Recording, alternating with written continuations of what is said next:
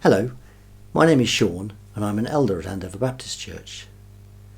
This week I've called my series of devotions Who is in Control, and I've been using the example of how air traffic control guide the flight of an aircraft as a metaphor for how God being in control of our lives and guiding us is better than us attempting to do this on our own, just as allowing aircraft to fly wherever and whenever they wish would be terrible.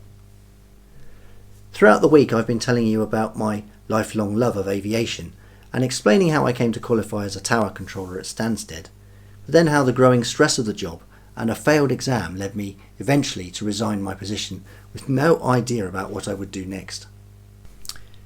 It felt very strange in the few weeks after I left ATC. What on earth would I do now?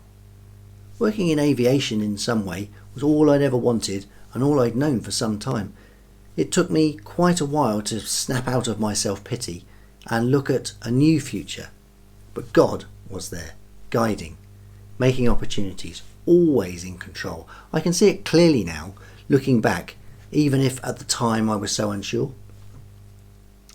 Looking back 40 years later, I do see how my air traffic control experience helped to shape me, in part, to be who I am today. I am sure that God used that experience to shape me almost as if he was saying, "Okay, you want to work in aviation? Here you go. Get your fill, and then we'll move on to what I really want you to do."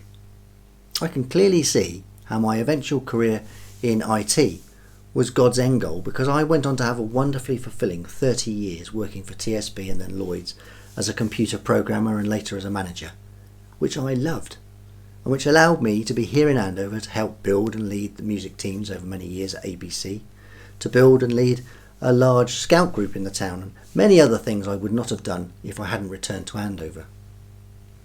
I can see that the air traffic control thing was a place I needed to pass through first, and maybe get it out of my system, maybe to shape me a bit more, only God knows for sure, but I do know that I trust what he did.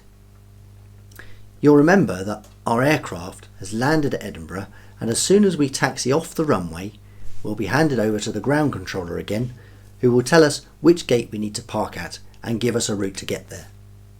The pilot will steer us to the right place and bring us to a stop, and you know what happens next. As soon as we stop, instantly everyone unclicks their seatbelts and stands up, filling up the aisles. If you've ever been on a plane, you'll know exactly what I mean. Even in that relatively short flight, there will have been around 8 or so air traffic controllers guiding the plane on its course.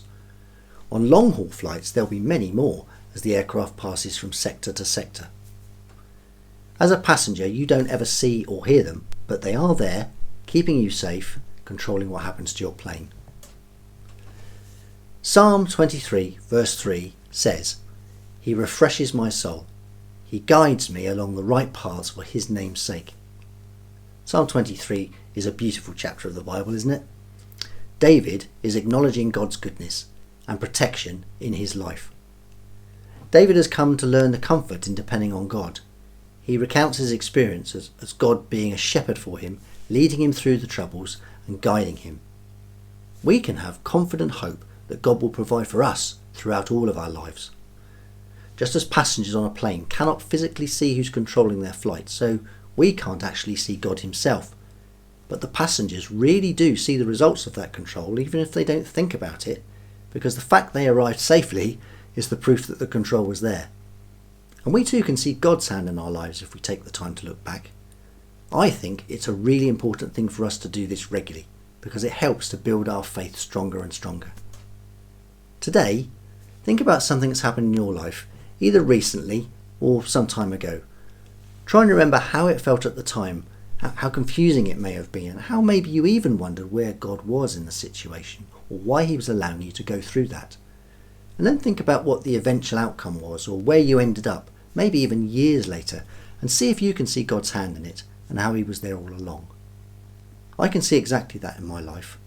I can see how God gave me time working as an air traffic controller partly to satisfy my desire, and how he used that to shape me for what came later.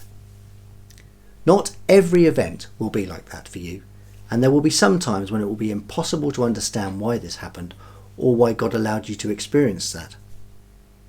My prayer for you today is that even with those events, the painful ones where we feel God is not there, or even that he doesn't care, that you will come to trust him, to trust that despite you not understanding, he really is always in control.